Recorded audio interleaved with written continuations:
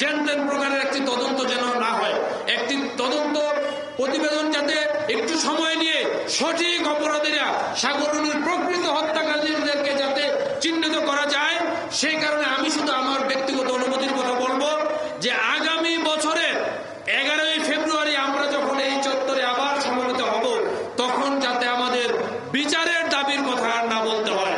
আমরা যেন এখানে এসে আমাদের দুই সহকর্মী সাগর সারোয়ার এবং মেহরুন রুনির স্মৃতিচারণ এখানে করতে পারি।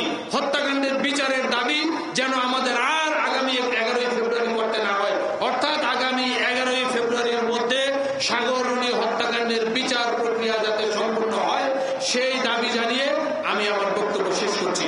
সবাইকে অসংখ্য